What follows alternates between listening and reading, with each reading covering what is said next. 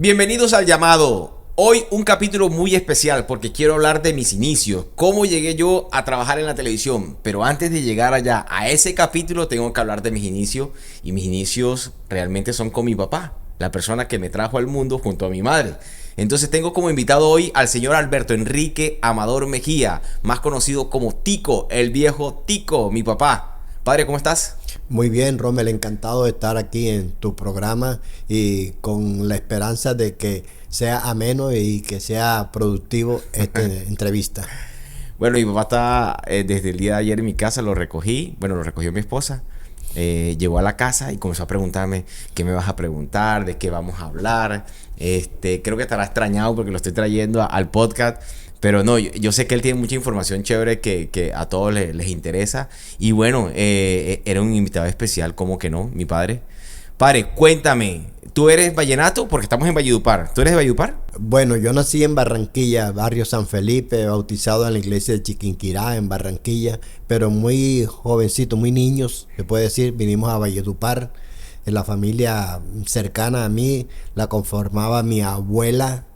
¿O abuela materna? Mi abuela materna, mi mamá y nosotros tres hermanos, porque en esa época ya mi madre estaba separada de mi papá, mi abuela era la líder de este grupo familiar. De hecho, mi abuela nunca más parió un hijo, solo mi mamá es hija única, yo no tuve tíos, ni primos, ni nada por parte de mi mamá.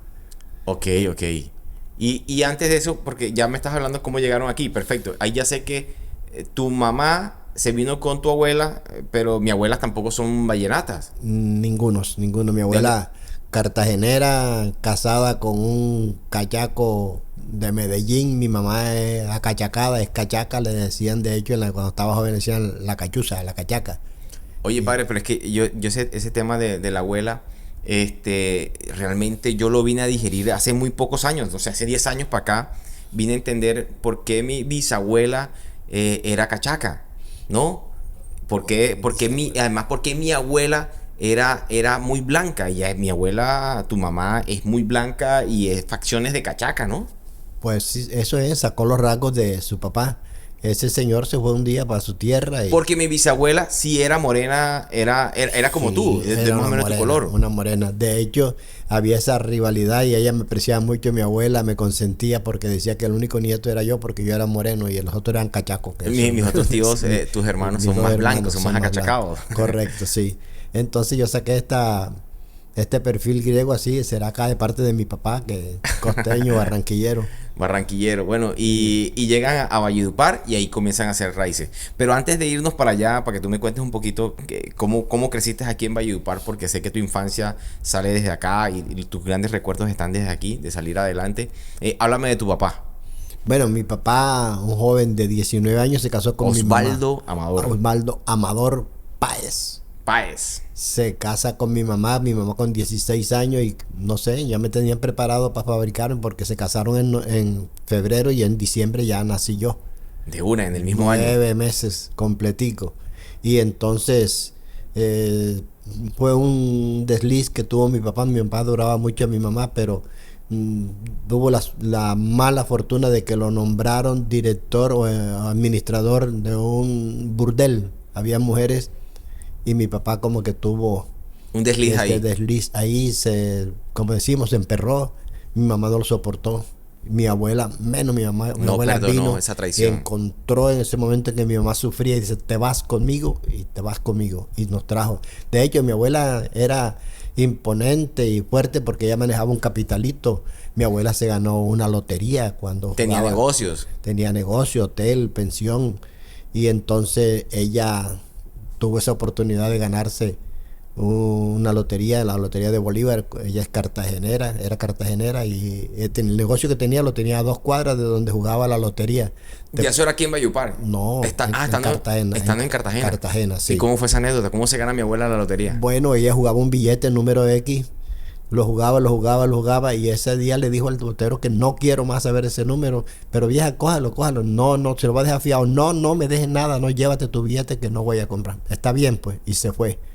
Te repito, a 2 cuadras jugaba la lotería. estaban a la expectativa viendo jugar el sorteo y él vio el número ganador y salió corriendo. Vieja, se lo ganó, se la ganó. ¿Ganó qué? Si yo no tengo lotería. Se la ganó, ahí lo tiene en el bolsillo de ese delantal, yo le metí el billete. Ya tenía un delantal puesto. Tenía un delantal puesto. O sea, el día anterior ese delantal y él como que le metió la lotería. Esa misma noche, eso fue ok. 2 horas ¿El mismo antes. día? Ok, 2 ok. horas antes. Y mi abuela sacó el billete y era el ganador. Bueno, mi abuela, había una invasión, por cierto, en ese momento en un barrio en Cartagena, se llama Chambacú. Y mi abuela le compró un lotecito y le hizo una casita de madera al muchacho. Señor, al lotero. Era un tipo joven, sí. Y entonces, de ahí nace eso, sale eso, ¿no? Que mi mamá sentía ese respaldo de su mamá, era hija única. Venimos Hay un a respaldo Valledupar. económico, un respaldo maternal ahí a ella. Y llegamos aquí a Valledupar, la familia era eso, nada más. Padre, pero ¿por qué se vienen a Valledupar? ¿Qué raíces habían aquí? Empezaba el boom del algodón y mi abuela con hotel y pensión y cosas, y llega a Valledupar. Duramos aquí unos 4 años. Nosotros estudiamos la primaria, 3 años de primaria en el Colegio Santa Fe del profesor Carrillo, que fue quien inició ese colegio. Y ahí tuve muchos amigos de acá. Cuando eso, las sociedades de la alta sociedad y los pobres se reunían casi sin miramiento, sin distingo. Y de hecho, compañeros de estudio míos eran arquitectos, ingenieros, alcalde, médico, muchos. La gente de tu infancia fue esa gente. Fautocote, Hugo Carrillo, Gandhi Medina, Misael Ariño, todos esos Nombres y fueron apellidos profesionales. vallenatos, claro. Y fueron mis grandes amigos después, nos encontrábamos y nos veíamos. Tuve oportunidad de trabajar con ellos como profesionales y yo como maestro de construcción ya. Bueno, padre, allá vamos a llegar para hablar un poco de tu profesión. Estás aquí, ¿cómo fue tu infancia? Bueno, Ustedes son, ¿cuántos hermanos son ustedes para que los identifico? Son 3 hermanos. Somos 3 nada más. Saúl, Amador, Sí, Gloria. Gloria, Amador y tú. Y yo. En ese inicio, porque Sí. luego viene otra hermana más. Sí, sí. Ok, dale. Bueno. Coméntame un poco de esa historia. Bueno, no. Aquí vivimos un tiempo, pero se intensificó la cuestión del algodón, fue en Codazzi. Y mi abuela se muda para Codazzi. Enseguida monta su hotel, su restaurante, sus cosas en Codazzi. Alquila una casa pequeña, pero ella la amplía. Y me acuerdo que hizo unas piezas de madera atrás. Y ahí se hospedaba la gente tranquilamente. Ella invertía y era dinámica. Desafortunadamente, ahí en Codazzi se enfermó. Bueno, en Codazzi, cuando salimos de aquí en Santa Fe, nos fuimos a estudiar en un colegio de curas en Codazzi. Eran los sacerdotes los que manejaban ese colegio, ahí en el parque principal de Codazzi. Estuvimos un tiempo estudiando ahí. Mi abuela se enferma, empieza a venirse para abajo. Mi mamá muy joven, desorientada. Eso se vino bajando. Volvimos a Valledupar. Muere mi abuela. Muere aquí en Valledupar, la abuela. En Cartagena, en una operación que se le hizo en Cartagena. Ella fue a Cartagena, por aquí no hacían esas operaciones. Y ella fallece. ¿En qué año estamos hablando de eso, más o menos? 55, 56. Ok. Mi mamá se queda con el negocio y no lo supo administrar. Se vino abajo. Empezamos con algunas necesidades, bueno. Necesidades económicas en Sí. la casa. Viviendo en una casa arrendada. Tú eras el mayor. El mayor, y una mañana estando uniformado para irme para el colegio, llegó la dueña de la casa a decirle a mi mamá que desocupara 2 meses de arriendo y que yo no hice casa porque tú vivieras. Y yo miraba a mi mamá y miraba a la señora. Le dije, mami, yo tengo que trabajar. ¿Qué vas a trabajar, hijo? Si yo no había cumplido los 14 años. Un Tenía niño. 13 años y pico. Me quité la camiseta del uniforme, tiré los libros a un lado y salí a buscar trabajo. Pero ¿qué vas a trabajar? ¿Qué vas a hacer si tú no sabes hacer nada, hijo? Lo que sea. Me encontré con un amigo, jugaba fútbol conmigo, le decían el Pisingue. Le dije, hola Pisi, ¿qué va? ¿Cómo estás? No, viejo tico, voy a buscar un ayudante de albañilería. Y dije, ¿yo? Ya, tú no estás estudiando. No, pero yo necesito trabajar ya. Es que tú no puedes con una bolsa de cemento, tú no puedes. Llévame, vamos a ver qué se hace. Y llegué, trabajé un día Como albañil. como ayudante de albañilería, llevando ladrillos de la puerta de la construcción hasta adentro. Era un hotel, estaban construyendo y habían varios albañiles. Y el que decía ladrillo, yo le ponía ladrillo en una carretilla, ladrillo, yo le ponía. Y llegué a la casa muerto. Me tiré. Yo tenía una hamaca y tenía una colchoneta. Me tiré en la colchoneta y no me moví más hasta las 5 de la mañana cuando lloré y le dije, mami, me duele el cuerpo, mami, ay, mami, los músculos. Te mami. dolía todo. Viste, hijo, yo te lo dije, tú no puedes trabajar, tú no puedes hacer nada. Ay, mami, me duele la espalda. Y pasé ese drama ahí, no quise desayunar muy mal. Pregúntame no sé qué para ver si me voy para el trabajo. No. Tum, tocaron la puerta al rato. ¿Qué vive Tico? Sí, yo soy la mamá. No es que yo soy el maestro. ¿Por qué no fue? Por esto y esto y esto. Mire, mi país se está muriendo. Bueno, vamos a hacer una cosa. Si él no va más, le pago su día de trabajo ayer.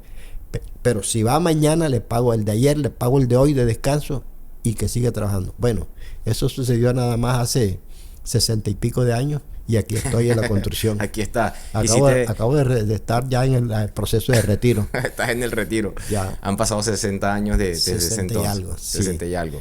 Sí, fui albañilito, pegué ladrillo.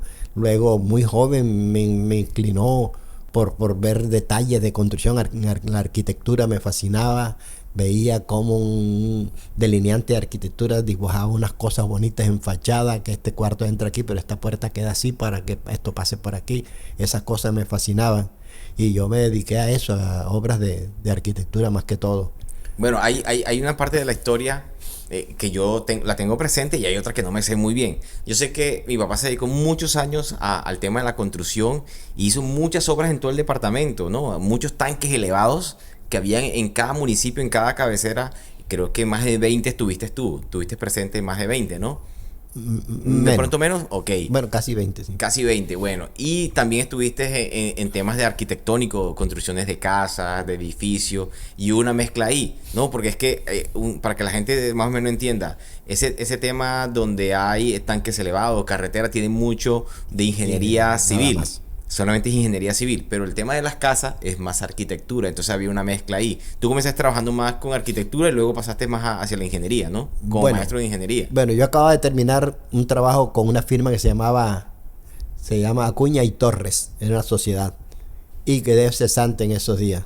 Cuando un ingeniero se gana la licitación del primer alcantarillado pluvial que se hace en Valledupar, se lo ganó mi gran amigo Francisco Fuentes Agosta, a quien le mando un caluroso saludo y deseos de que las cosas le cambien para bien.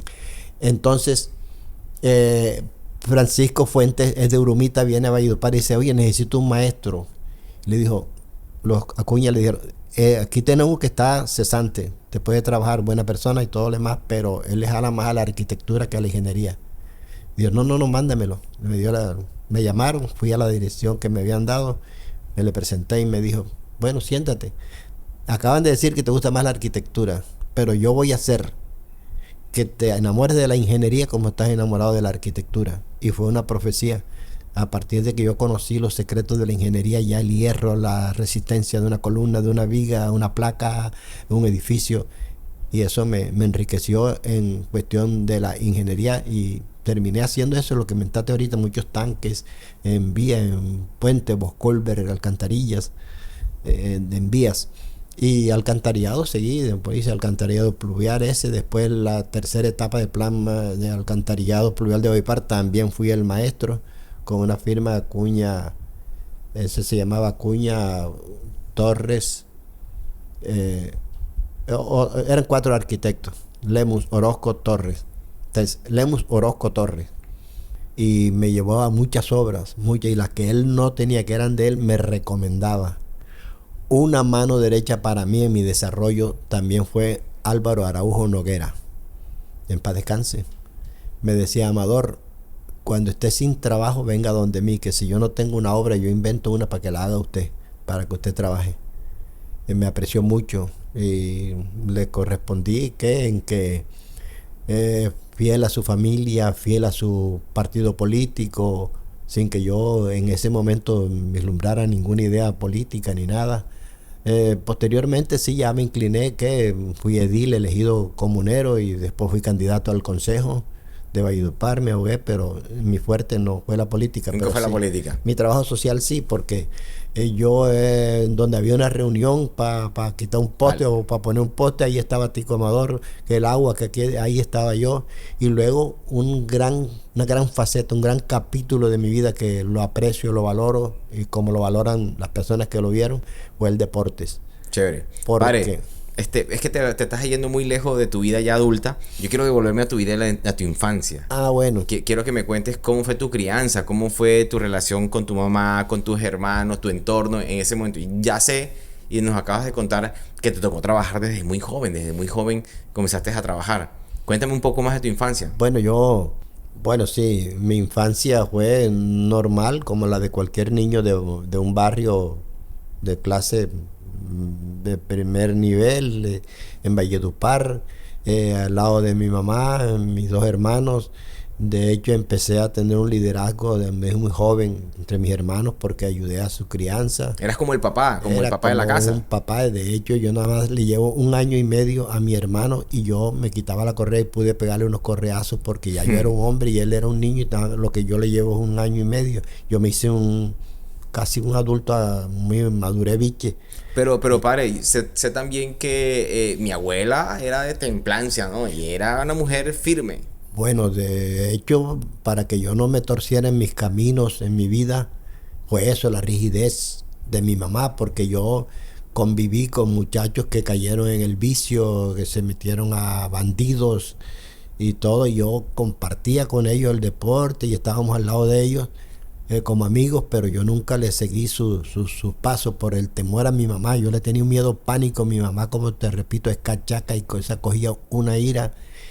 Lo que nunca hizo mi papá, porque yo tuve oportunidad de vivir otra vez con mi papá, pero mi papá nunca nos pegó y mi mamá, los castigos eran grandes. Te cuento que una vez salimos de la casa, vivíamos cerquita de donde hoy día la gobernación del departamento del Cesar, y ahí estaba el colegio Inspecán y había una cancha de fútbol. Le dijimos a mi mamá que íbamos para la cancha de fútbol a jugar un rato, y dijo, bueno, mucho cuidado. Y era mentira. Nos fuimos para el cerrito donde estaba yo, el batallón La Popa, lejos. O sea, hay varios kilómetros. Lejos de la casa. Y ese era monte, porque es que estamos hablando de esa época de Valledupar, donde Valledupar era un pueblito, no es lo que es hoy, que es una ciudad más grande. Las casas llegaban, creo que hasta el hospital, del hospital para allá, ¿no? Y la vía para la sierra. O sea, era una vía y habían parcelas, y sembraban y eso. Y entonces allá, estando para allá, porque allá había mucha paloma, torcase en la tardecita, y ya era la tardecita y ping, ping, y yo golpeo una paloma y fui a cogerla, pero en pendiente en el cerro, y me agarré de una ramita para tirarme a coger la paloma, y se partió la ramita y corrí con espinas, piedras, y yo sentí chan. Resulta que me mordió una culebra. ¿Te mordió una culebra? Me mordió una culebra aquí en la pierna. ¿A qué edad? Izquierda. Tenía 16 años, 15, 16 años ya. Y ya me vieron, Saúl, corre, me picó una culebra. Yo vi donde salió la culebra. Yo al principio creía que era que me había apoyado una espina, porque había una mata de espina ahí donde caí. ¿Alcanzaste a ver la culebra? Alcancé a ver la culebra. Y mi hermano, anda, tico, y entonces no le voy a decir nada a mi mamá, que estábamos acá. Por temor.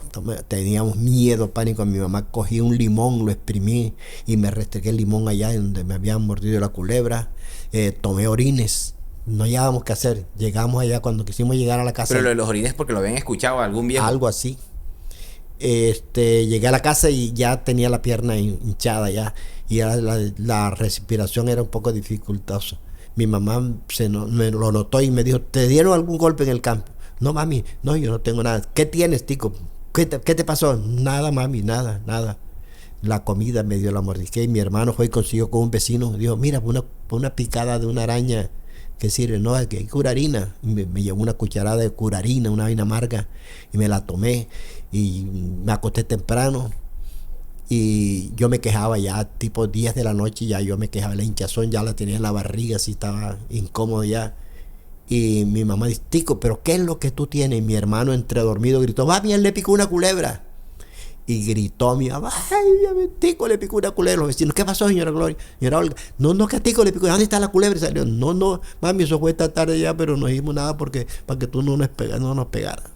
El del temor que le tenían no le contaron. Figúrate, más miedo a mi mamá que a la culebra. Y los vecinos amenazaron a mi mamá, si tico se muere, usted es la culpable por el miedo, usted los castiga muy feo. Claro.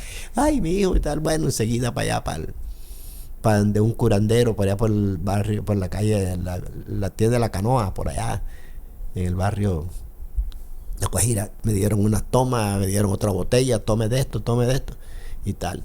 Y la señora me curó.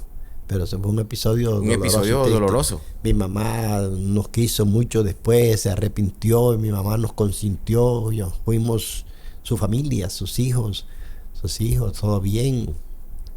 Y hasta el sol de hoy, mi mamá está viva, mi mamá tiene 96 años. Ahí está, Me la señora Olga. Sí. La señora Olga nos ha pegado a todo. No, De ahí para allá, mírate. primos, sobrinos, de ahí para allá nadie se ha escalpado y todos tenemos una anécdota con mi abuela, así sea de un cocotazo. Sí, sí, sí, pobre Julio Amador, que lo que yo ella, un sobrino mío, él dice, no, a mí nos castigaba feo, a mí nos pegaba feo, porque era muy rígida, ya todo tenía que ser correcto y ahí al pie de lo que ella ordenara. Claro, era como ella decía, era una Rígida, cosa militar. Rígida, rígida. Padre, bueno, yo sé que fuiste un líder de barrio, comunero, donde la gente siempre te buscaba a ti. Cuéntame de esos episodios.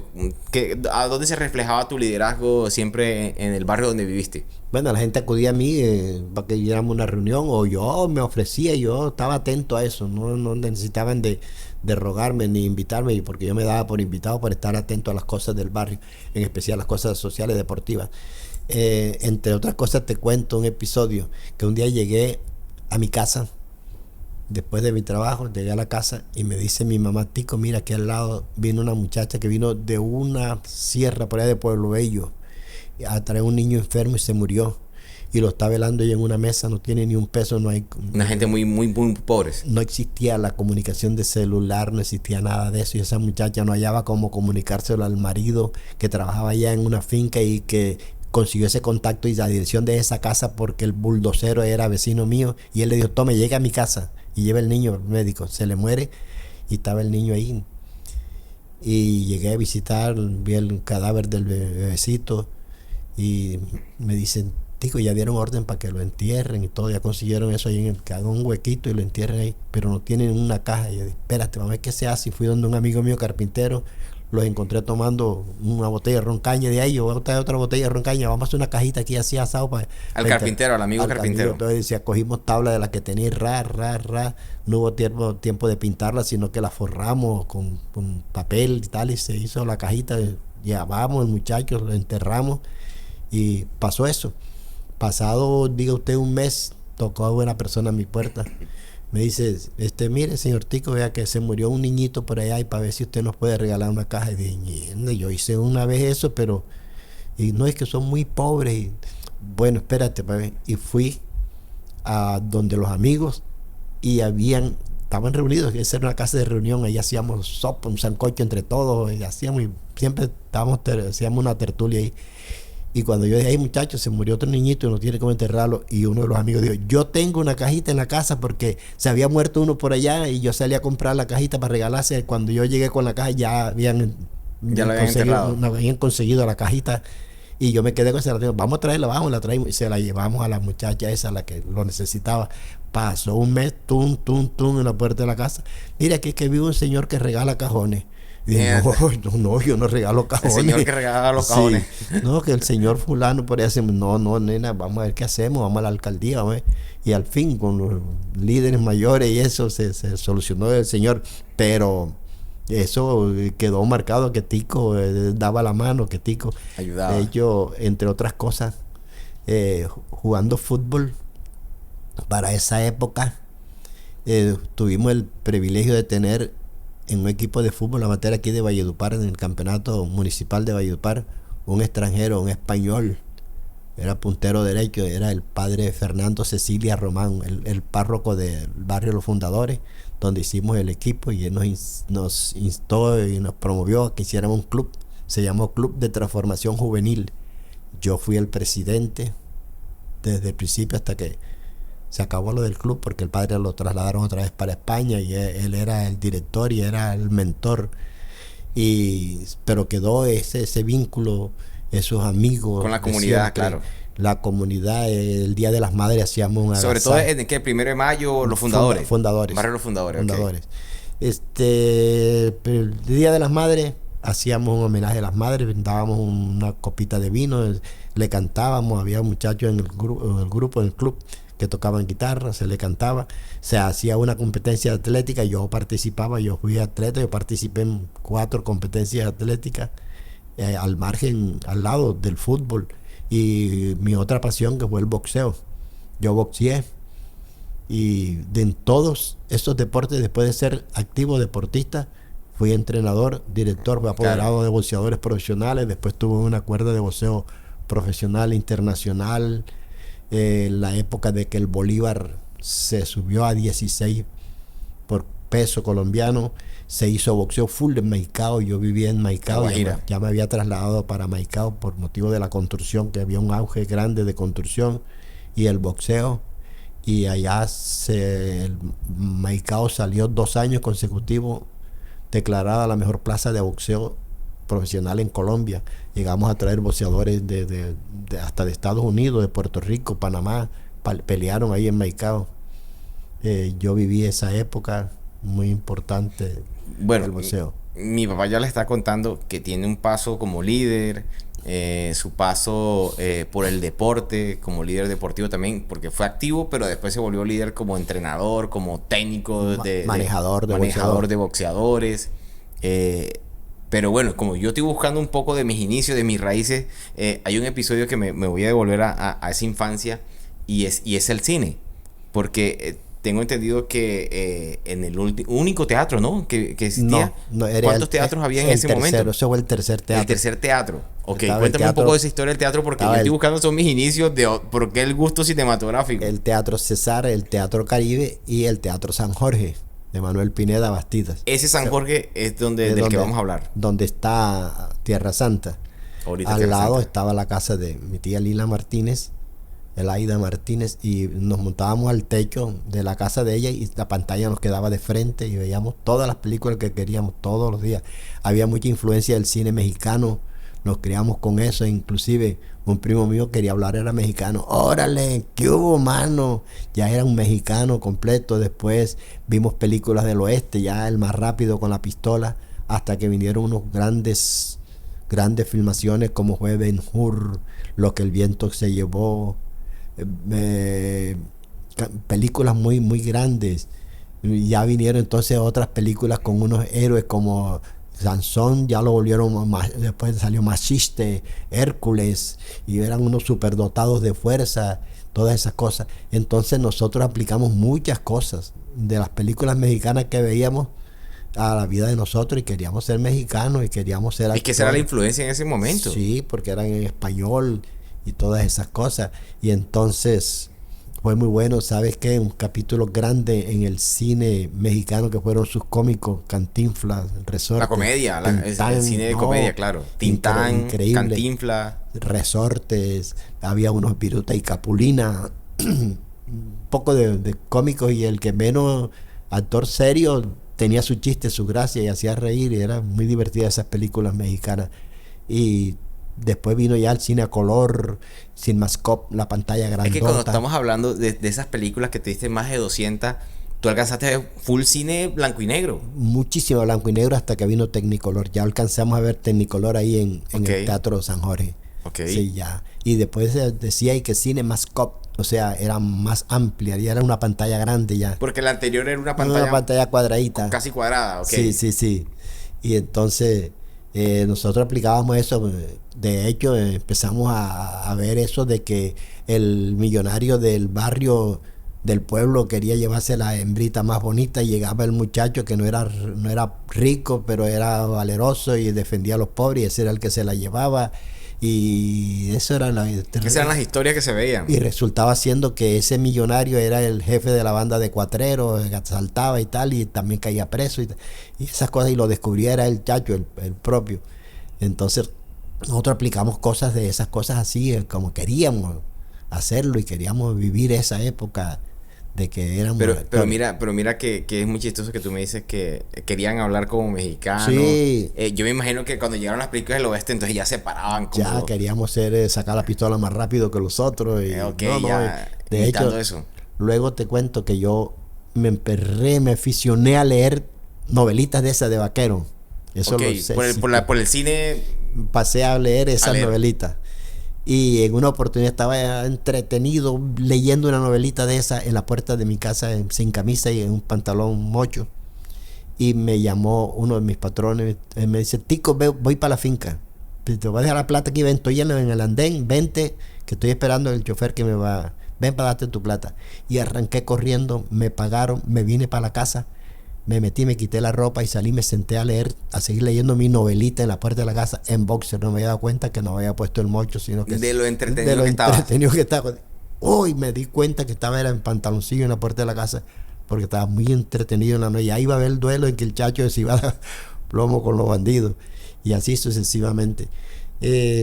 Bueno, esto fue paralelo al deporte, ¿no? Paralelo al deporte, ok. Cuéntame del deporte. Bueno, te digo que veíamos muchas películas y hubo una en esos días que se llamaba Los Gavilanes. Los Gavilanes. Verdad, qué película que nos dejó marcado tal, la valerosa. ¿De qué trataban los Gavilanes?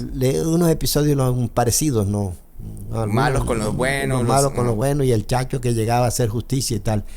Bueno, para esos días conocí el fútbol y nos reunimos y fuimos a patear un balón y vamos a hacer un equipo. Bueno, no sabíamos de qué patrocinio de la liga, no existía, no conocíamos nada de eso. Los pelados hicimos el equipo y hicimos la camiseta. Bueno, una manga amarilla, una manga negra. Del lado de la manga amarilla, un peto blanco y de este lado, la otra mitad del pecho, negra. Amarillo con negro, ok. Total, la espalda igual. ¿Y qué nombre le vamos a poner? Los Gavilanes, por la película que habíamos visto. Y así éramos amarillo con negro. Cuando saltamos a la cancha, no, esos no son gavilanes, esos son toches, esos son turpial. Que son esos pájaros de amarillo con negro. De gavilanes no tienen nada. Fue un episodio que ya nos quedamos así, nos decían los toches, los turpiales. Y ahí fue mi inicio en el fútbol. Ya después lo jugué con muchos jugadores buenos, no siendo yo el mejor de todos. Me codeaba un poco con ellos, pero no, muchos me superaron, muchos pasaron al fútbol profesional. De aquí de Valledupar, aquí inclusive se perdió figuras grandes de aquí, que hubo pelados que jugaron fútbol muy bien y que se perdieron, no salieron de aquí. Luego después jugué en equipos ya de la liga, ya campeonato en juvenil, 2 años de seguido. Después pasé a jugar a primera categoría y después fui técnico de un equipo de fútbol. Siempre terminabas liderando los equipos. Sí. Bueno, cuéntame de tu paso por el boxeo. ¿Cómo fue tu paso por el boxeo? De hecho, soy el mayor de mi hermano, pues, que me seguía, y el hombre de la casa. Y en algunas oportunidades me tocaba darme trompadas, pelear con uno y pelear con otro. Y se insistía que los pelados se retaban y el uno decía, te voy a defender la familia, defender a los hermanos. Defenderlo, y alguien peleaba con un amigo mío y decía, te voy a ir, chatico, tráelo. Y yo iba y peleaba con ese muchacho sin haberme hecho nada. Y la gente, pero boxea, métete a boxeo. Y entré al boxeo así como por ahí por la orillita, boxeé. Fíjate que nosotros teníamos un patio y en la semana hacíamos guanteadas libres. La gente llegaba a vernos dando golpes, pam. El sábado cerrábamos la puerta y decíamos, a peso la entrada. Y hacíamos unas peleas que eran sin ningún registro de liga, ni ningún récord, ni nada, eran clandestinas, nos dábamos trompadas. ¿En un patio de una casa? En un patio sí, en un taller, me acuerdo de un taller de mecánica y nos dieron el espacio. En otra casa, ahí cerca de la Plaza Alfonso López, también estuvimos ahí en el callejón, Calle Grande, ahí tuvimos también un gimnasio. Después por allá cuando se formó el barrio Kennedy también y cobrábamos. Y yo alcancé a subirme varias veces hasta que llegó aquí ya una pelea de boxeo profesional al estadio y se quedó uno de esos boxeadores, se quedó aquí, le gustó Valledupar y dijo, vamos a hacer boxeo, y tico, pelea profesional. Me monté 4 asaltos, que ya es pelea profesional. Okay. Dieron empate, que en amateur no hay empate. En el boxeo profesional nos alzaron el brazo los dos. Bueno, ¿Y en qué peso peleabas? Gallo. ¿Eras peso gallo? Peso gallo, 54 ¿Qué kilos. pesos había en ese momento? Había en esa época, recuerdo que habían 8 categorías nada más en el boxeo. Ahora hay como 12, 15. Porque había una categoría que le llevaba 4 kilos a la otra categoría. Entonces era difícil uno bajar 4 kilos o el otro subirlo y crear una categoría intermedia. Era gallo o pluma. Y entonces pusieron super gallo. Okay. Ya, y sí, así. Entonces el ligero o Walter. Entonces dijeron el Walter ligero. Metieron otra categoría que era entre medio de ese peso y el otro peso. Y así fueron creándose las categorías. Y varias entidades que rigieron el boxeo profesional mundial, OMB, Consejo Mundial de Boxeo, la FIB. Bueno, varias entidades que hoy rigen el boxeo mundial, cada quien a su manera y con sus campeones y con sus retadores y sus condiciones. ¿Tuviste compañeros o tuviste boxeadores que llegaron lejos con el tema del boxeo? ¿O que Bueno, que yo vi pelear directamente, por ejemplo, Rocky Valdés, lo vi pelear. Vi pelear a Mario Miranda, otro boxeador. Participé en una velada con boxeadores míos ya como entrenador, donde vino el Máscara Maturana, Manuel María Máscara Maturana, que fue campeón mundial aficionado y después fue profesional. Varios boxeadores. Fui muy amigo de promotores y entrenadores y apoderados de boxeo de la costa. Peleamos de hecho en Sincelejo, en Montería. Vi el primer título que ganó el Happy Lora. Esa noche participó un boxeador mío, Misael Sánchez. ¿Viste pelear ahí al Happy Lora? Lo vi pelear y dije, este tipo va a ser campeón del mundo. En la categoría Super Mosca ganó ese título esa noche. Tenía toda la destreza, la gracia. Todo se lo ganó al Ratón Pérez, que era un buen boxeador, y él le ganó al Ratón Pérez. Nunca defendió a la Pilora ese título. Después lo peleó Centroamericano, lo ganó y también lo abandonó. Nunca lo defendió y pasó a Gallo y hizo su gran carrera en el mundo del boxeo. Conocí a los hermanos Cardona, Prudencio Cardona, Ricardo Cardona. Compartimos con él veladas de boxeo. Luego tuve Alfonso el Sensación Chamorro, que fue campeón centroamericano y del Caribe. Lo cogí desde el amateurismo, desde amateur. ¿Fue pupilo tuyo? Fui mi pupilo. Tengo revistas donde yo estoy en la portada de la revista y posando con él. Eso fue grande para mí. Y tuve un Misael Sánchez, que también hizo 10 peleas invicto como profesional, era pupilo mío. Tuve otro que perdía o ganaba, pero tiene un récord. Nunca perdió con un boxeador extranjero.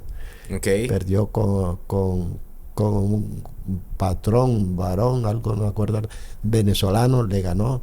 Peleó con el Pajarito Guido de Ecuador y peleó con el Coque Ortiz de Puerto Rico. El Coque Ortiz estuvo en una eliminatoria para pelear con Happy Lora y se chocaron. No fue un foul, sino que se chocó él con el boxeador que estaba haciendo la eliminatoria y él se le abrió una herida grande en la ceja.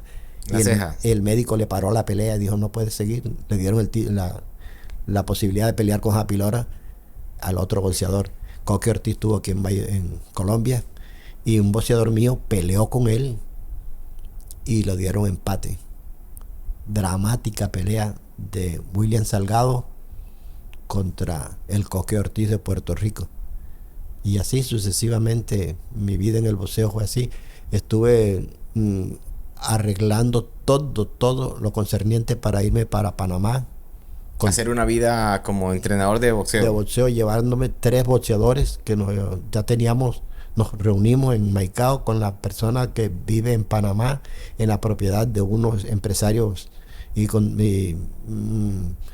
comerciantes de La Guajira. Y ya él nos iba a llevar de la casa al gimnasio, del gimnasio a la casa, nos iba a hacer la comida, vamos a vivir en esa casa, todo listo. Y pasamos de Maicao a Riohacha a arreglar los papeles. Pero mi mujer se atravesó, que no, Tico, no te vayas, y no me fui. Ese sueño llegó hasta ahí. Hasta ahí llegó. Dije, bueno, me retiro del boxeo. Ya, no puedo. Padre, son 14 hermanos. Son 14 hermanos. Menciónalos para que los recordemos aquí, para que hagamos un repaso de esos 14 hermanos. Bueno, Alberto Arturo. Este es Amador Hurtado. Está Alberto Enrique. Tengo 5 Albertos, ¿no? Sí. Alberto Arturo, Alberto Enrique, Amador de la Rosa, Álvaro Aquiles, Amador de la Rosa, Osvaldo, Amador Arias, con una muchacha de origen atanquero, Eduardo Amador Solano, una muchacha del barrio obrero. Sigue uno muy simpático, se llama Rommel Alberto. No, ahí te volaste, yo no soy el que sigo, creo que sigue Freddy. Después de Osvaldo, sigue Freddy, yo no soy mayor que Freddy. Freddy, sí, Sora María, sigue, sigues tú, sigue el Charlie. Charlie, el Jeffrey, también con una muchacha indígena también, Atanquera. Atanquera también, Olga María, María Elena. Esos son mis hijos. Esa es la familia. Esos son, fueron cuántas mujeres, cuántos hogares tuviste, cuántas parejas dentro de esos 14 hijos. Pareja, bueno, Eulogia Mercedes, Lara Mendoza Molina, Lara Josefa Mendoza Molina, Nidia de la Rosa, Deonoles del Carmen Donado, María Elena Daconte. Esos fueron 5 hogares, pero las travesuras fueron más que eso. Ok. Vale, vemos que el amor, vemos que la pasión por las mujeres, el intentar hacer una familia, lo intentaste, quisiste tener muchas familias, pero bueno, no sé por qué razón, de pronto por los viajes, los trabajos, por alguna razón, y somos un montón de hermanos. Hay una cosa muy valiosa y que yo siempre he valorado porque nosotros somos del último matrimonio, del último hogar que tuviste, somos 4 hermanos donde yo soy el mayor, ¿verdad? Y de ahí donde están mis otros 3 hermanos menores que yo. Algo muy bonito que yo rescato siempre que hablo con mis hermanos, y es que mi papá siempre buscó la manera de unirnos en amor, en compañía, en respaldo emocional.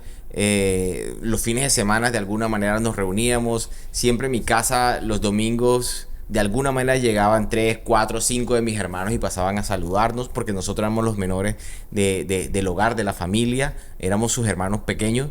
Y sentimos el respaldo y el cariño y el respaldo, digo yo, porque yo, y si buscaba pelea, yo decía, ahí está mi hermano Alberto, mi hermano Alvarito, que me pudiera defender, porque yo tenía un montón de hermanos mayores que yo. Entonces sí recuerdo con mucho cariño que mis hermanos siempre estuvieran los fines de semana ahí y desayunaban con nosotros. Algunos vivieron con nosotros en alguna época. Alberto Tiquito, creo que fue el que más vivió con nosotros, pero Freddy vivió con nosotros también. Osvaldo vivió con nosotros, Claro. Álvaro. Sí. ¿No? No, pero te cuento, el secreto de eso fue que yo me abandonaba, por ejemplo, de la mujer con quien vivía o con la que tuve la aventura esa de tener ese niño. Y si nos separábamos por A o B razón, yo nunca me separé de los hijos. Seguía dándole mis besos, seguía visitándolos, seguía apoyándolos. Siempre tratabas como de Siempre reunirlos de alguna manera. Ahí yo. Si nacía sí, pero tienes estos hermanos. Y si esa muchacha se casó y tuvo sus hijos allá, no, yo iba de todas maneras a ver, era el mío. Y eso es lo que tú dijiste, atraerlos hacia acá, hacia un núcleo.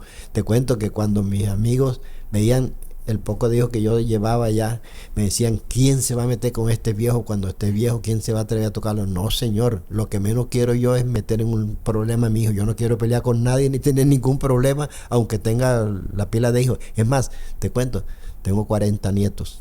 40 nietos ya. Y 15 bisnietos. 15 bisnietos. Es un montón. Es una familia muy grande. De 4 personas que vinieron aquí a Valledupar hoy Claro. en día.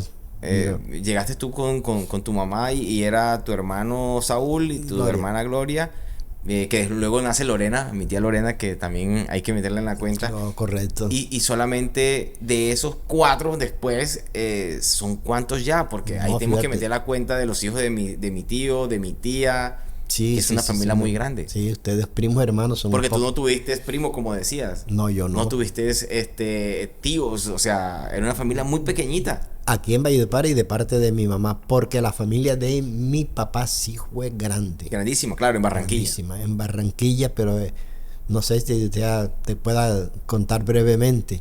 Claro. Mi abuelo, mi bisabuelo paterno, cuando las revoluciones y guerras y cosas por allá en Europa vinieron de España, se radicaron en un pueblo de Bolívar, se casa y nace un hijo que se llamó Joaquín Amador, directamente de descendencia española, y se casa con mi abuela Joaquín y tienen 7 hijos. Él era comerciante de esta manera, él compraba productos en Barranquilla y llevaba para los pueblos de Bolívar, Magangué, Sincelejo, el Yucal Villanueva, y duraba 2, 3 meses. Y de allá para acá traía pavos, queso, huevo. Y duraba 3 meses en Barranquilla. Distribuía eso y compraba y volvía, empaquetaba. En una de esas empaquetadas no volvió. No volvió. Dejándole 6 hijos y uno en la barriga. Mi abuela luchó para salir adelante. Cuando el hijo que él dejó en la barriga tenía 19 años, se apareció un tipo allá en la casa y dijo: bueno, ¿ustedes son los hermanos Amador? Sí. ¿Por qué? Yo soy hermano de ustedes. ¿Cómo así? Yo soy hijo de Joaquín. De mi papá. ¿Cómo así? Y mi papá, él está vivo. En esa época, te estoy hablando de antes de nacer yo, nací en el 44, nací yo. Eso sería el año que 38, 40, no sé, 36, 38 por allá. Y dijo: yo soy hijo de Joaquín Amador, él vive con mi mamá. Está vivo mi papá. No existía celular, no existía correspondencia, no existía nada en esos pueblos donde él se quedó por allá. Dijo: sí, allá nosotros somos 8. ¿Cómo? Eran más hijos los que tenía con aquella señora que los que había dejado aquí en Barranquilla. Porque él convivía con ella sin que mi abuela lo supiera nunca. Mientras estuvo viajando, él tenía otro hogar allá. Él tenía otro hogar. Y entonces se asombraron: ¿cómo va a ser que tenemos yo? No, no te preocupes, que en Montería tenemos otras 2 hermanas con otra señora que él vive allá. Okay. El tipo fue prolífero, ese bisabuelo, bueno, ese abuelo mío, abuelo. Ahí que tenemos una familia muy grande. Yo sé que por esa razón vamos a tener muchas vistas en YouTube de parte de esa familia. Ya tenemos asegurado más de 100. Amador, sí. Ya tenemos asegurado más de 100 vistas con, con esa cantidad de esa familia. Padre, luego, porque yo lo que vuelvo y te repito, estoy haciendo esa búsqueda. Mis hermanos hay de todo, ¿no? Diferentes profesiones, más o menos, para que las recuerdes, que hay de todo, ¿no? Bueno, Alberto Arturo estudió, él es tecnólogo de una universidad en Cúcuta. Y hoy en día es un gran capataz, un administrador en cuestiones de instalaciones de redes, pero de alto voltaje, no un tomacorriente, no nada de eso. Transformadores, una electrificación a una vereda. Rápidamente, luego está Tico también. Tico estuvo un tiempo conmigo en televisión, que sigue haciendo algunas cosas conmigo, pero también construye, ¿no? Sí. También se dedicaba es maestro de obra, el único de los hijos míos que es maestro de obra. Que heredó el tema de las obras y la construcción y eso. Sí. Está Freddy, que se dedica a la docencia, matemática. Sí, Álvaro, que es comerciante. Álvaro es comerciante, toda la vida ha sido comerciante. Y Sora también se dedica a la docencia. Y Sora es licenciada en literatura y español, Freddy en matemáticas y física, María Elena es contadora, tú estudiaste producción de cine y televisión. Jeffrey también es otra persona que también tiene raíces, que hoy en este momento ha tomado la decisión de dedicarse totalmente al audiovisual y al cine, pero porque tiene unas raíces indígenas, atanqueros. Sí, correcto. Y me parece una nota que estamos hablando en este momento de su vida, estamos hablando mucho. Él es egresado de UPAR System. De UPAR System. Ahí lo está Charles, más conocido en el medio como Tuco. Mi hermano Tuco también está en Caracol. 20 y pico de años. 20 y pico de años haciendo carrera en la televisión colombiana. Está Olga. Ella es auxiliar en atención a la primera infancia. Ok, y ahorita está estudiando algo con droguería. Sí. Ok. Bueno, padre, es que yo estoy buscando ese gusto del cine, me estabas hablando, pero claro, yo a la gente cuando me preguntan que por qué me dediqué a la dirección de arte, yo trato de hacer esto. Mira, y tú me vas a decir si estamos bien. Y digo, no, hay un gusto por el tema estético, que es como mi base, el tema estético, que lo llevé hasta el audiovisual y fue muy nato, espontáneo. Y es que siempre vi construcción, verte construir cosas, ¿no? Yo vi construir nuestra casa. Yo te vi hacer cosas, te vi hacer muebles, te vi hacer una mesa, te vi hacer mobiliario para nuestra casa, te vi hacer una lámpara, yo te vi hacer muchas cosas, como solucionar cosas en la casa, y creo que ahí viene mi gusto por el tema de construir, de hacer, de dibujar, de llegar a la arquitectura, de hacer escenografía, de hacer una ambientación. Y el gusto con mi mamá, digo yo que las raíces con mi madre, tratando de descubrir un poco, porque uno creería que no, en mi negocio nadie hizo cine, pero es que sí, porque mi mamá se dedicó muchos años a la modistería. Mi mamá todo el tiempo hizo diseños, construía, tenía una máquina de coser. Por mi casa alcanzaba a ver más de 4 máquinas de coser que se iban cambiando, y siempre tenía clientela, señoras que le hacía a mi mamá vestidos, señores que les hacía camisas, pantalones. Entonces ahí hay un gusto por el vestuario, ¿no? Y además que mi mamá tuvo una línea que tú apoyaste de camisas, también lo tengo muy presente, de esa línea de las camisas que hacía mi mamá y las veíamos en todos lados, en Valledupar, esas camisas que hacía mi mamá. Entonces, mi mamá, que era una modista reconocida y que afamada porque iban muchos clientelas para Navidad a comprar su ropa. Ingenieros, amigos míos, los ingenieros iban a comprar camisas, sus esposas iban a comprar camisas allá. Y además que la escogencia, mi mamá compraba las telas, ella escogía y hacía las camisas. Hay un buen gusto ahí y una sensibilidad por el color, por los estampados, ¿no? Y está lo tuyo, que es el tema de la construcción, del diseñar, del de hacer. Yo creo que esa mezcla hace mi gusto por la dirección de arte cuando la descubro. Años después me doy cuenta que claro, es que ahí es donde yo encuentro ese placer por la dirección de arte, ¿no? Por el gusto por el vestuario, por el gusto de la decoración, de la ambientación y la escenografía. Pero veo que ninguno de mis otros hermanos se pegaron esos. Después luego yo he tratado de meter a mis hermanos en el negocio, pero encontramos esa raíz ahí, ¿no? Sí, eso es tan cierto, tan cierto. Te voy a explicar un episodio de Freddy, tu hermano. Él es licenciado en matemática y física. Él, estando pequeñito, en el barrio donde yo vivía con él, se creó una fiebre por el ajedrez. Y yo lo sentaba a él chiquitico, de 6, 7 años. El peón camina así, el alfil camina así. Bueno, juega. Y lo ponía a jugar conmigo, siendo él niñito. Bueno, vino la separación mía con la mamá de él y se fue para allá con la mamá. Me visitaba periódicamente, yo lo visitaba. Y estando ya en el bachillerato en el colegio Ciro Pupo de La Paz, él iba a participar en unos juegos intercolegiados jugando básquetbol. Le gustaba el básquetbol.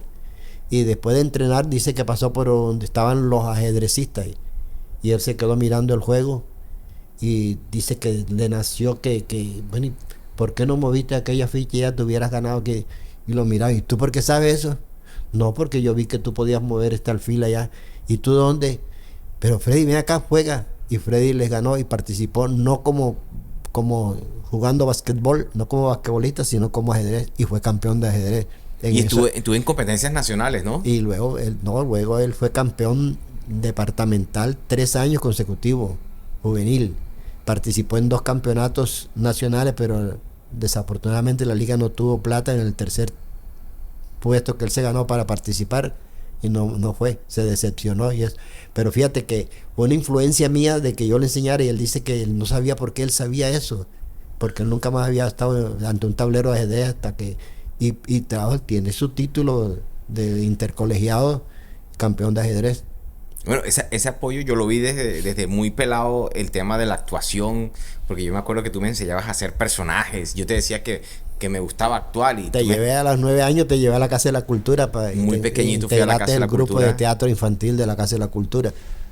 Y muy raro, padre, porque, bueno, tú que pasaste por el deporte, por todas diferentes expresiones, liderando diferentes expresiones siempre en las comunidades donde vivía, era que de un barrio, porque nuestro barrio es un barrio popular, pudieras apoyarme a mí con un gusto del arte que era como muy raro, ¿no? Sí. Porque yo tengo mi infancia, que mi infancia fue muy rara. Yo era como el pelado, yo decía el autista de la cuadra. Yo no jugaba fútbol, no volé cometa, me salté como muchas cosas, pero porque siempre estuve inclinado al arte. Sí. ¿Por qué? ¿Por qué decidiste apoyarme? Porque es que yo te vi que tú ibas a tomar un vaso y te expresabas al coger el vaso, caminabas, girabas. Y yo dije, ¿te gusta? Y me dijiste, sí, papá. Y te hice un libreto y te dije, bueno, ven acá, tú eres un hombre que entra preocupado a esta casa, tiene un problema y de pronto se da cuenta de que puede... ¡Claro, sí! Y te devuelve. Y tú hiciste ese capítulo, me lo repetía y dije, bueno, te voy a llevar a la Casa de la Cultura. Y te dejé allá y ya te expliqué cómo podías coger el bus, cómo podías hacer, estabas pequeñito, ibas. Como a los 8 días fui a donde el profesor, le dije, profesor, buenas tardes. ¿Cómo está el hombre este? Me dijo, ese es un actor. Muy bien, cuando me gustaba la actuación y mis inicios en el teatro. Bueno, participaste en varias obras de teatro. Hay muchas fotos sobre esas funciones que eran siempre como en Navidad que se presentaban. Sí, yo te vi actuar, iba a la Casa de la Cultura a ver cuando se presentaba. Padre, somos muy orgullosos de tu historia, de todo lo que has hecho en la vida. Nosotros recogemos es un gusto hablar de todo tu proceso en el deporte, como líder, en el boxeo. Hay una historia muy grande en el boxeo. Pero de todo eso, ¿qué te hubiera gustado que tuvieras? No, me hubiera encantado ser boxeador.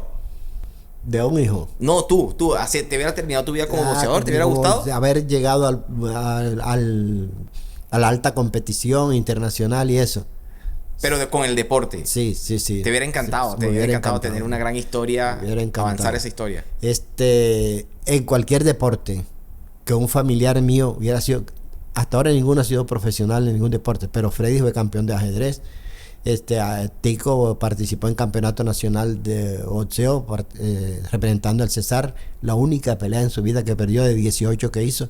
Alvarito hizo 7 peleas y en una eliminatoria por los Juegos Nacionales perdió y también se retiró. Bueno, yo no lo apoyé mucho, ya tomaba ron él y eso no me gustaba. Pero fíjate que tú representaste al Cesar en teatro y esas cosas así. Pero parientes, por ejemplo, mi sobrino estuvo en las inferiores de Junior de Barranquilla. Sí, hay mucha gente y siempre estuvo como rodeado de todas esas influencias, siempre queriendo que hubiera un profesional en el deporte. Y ya se me están acabando porque yo te cuento que de mis nietos hay una pila profesionales en su carrera, ingenieros. Pero ninguno ha llegado al deporte que te hubiera gustado. Que me hubiera gustado. Padre, para ya ir terminando esta entrevista, ¿cuál es el legado que tú crees que nos entregas a nosotros, a la familia, a los hijos, a los sobrinos, a los nietos? Tu legado. Bueno, ser correctos en la vida, amor a la familia, quererse. De hecho, tú nunca has tenido una discusión con uno de tus hermanos, aunque sean hijos de otra mamá, de otra mamá, y ninguno entre ellos. Yo conozco hermanos de padre y madre que dicen, yo no gusto de ese desgraciado, de un hermano a otro. Entre ustedes jamás. Y algunos tomaban tragos, jugaban buchácaras, y nunca salió una discusión. Ese es un legado de amor que yo les dejo, el amor que por la naturaleza, por la comunidad, por tu barrio, por el deporte. Por el deporte, sí. Y ser gente de bien. De hecho, jamás un hijo mío ha estado preso, jamás ha cometido un delito.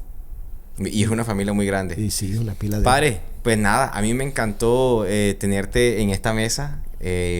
Cambiamos un poquito el escenario para que estuvieras un poco más cómodo y que pudieras hablar conmigo. Me encantó que este capítulo va a quedar para nosotros, para la historia, para que aquí en tus palabras nos pudieras contar tu historia. Y nada, algún mensaje que nos quieras dejar a la familia, a los amigos, a tus hijos. Bueno, eso, que sigan el camino del bien y que el apellido Amador lo respete. Bueno, tengo unos primos hermanos que me dicen, Amador se escribe con A mayúscula, jamás acepto que me lo escriban con minúscula. Muy bien. Sí, nos orgullece de que, venirte tan abajo y poder alzar la frente y estar aquí al frente de la comunidad y de la vida y haber hecho una vida. Yo en mis sueños le digo a Dios, Dios mío, yo hice de todo. Lo he dicho ahora que ya voy a cumplir ahorita los 24 años. 24 añitos vas a cumplir ya. Sí. 24 años de que entré a la vejez. Okay. Entonces, cierro los ojos, Dios mío, yo hice de todo. Tú estuviste a mi lado siempre. Nunca me metí en un problema, nunca tuve. Bueno, padre, me encantó tenerte aquí. Espero que podamos hacer otro capítulo y tenerte acá, que sigamos hablando de otro tema. Muy seguramente, padre. Vamos a hablar y un día hablaremos, no sé de qué, profundizamos más en el deporte, porque ahí hay unas cosas muy grandes y además tu influencia con el boxeo, cómo me llegó a llevar a hacer una serie. Eso no lo alcanzamos a contar aquí porque el podcast es de 1 hora. Pero bueno, padre, me encantó tenerte acá. Gracias por estar acá. Ok. Bueno, gracias. Bueno, este capítulo fue el señor Alberto Enrique Amador, más conocido como Tico en Valledupar, barranquillero, más vallenato que barranquillero, porque hizo muchas raíces y las raíces somos todos sus hijos. Espero que les haya gustado este capítulo. Nos vemos en la próxima. ¡Chao!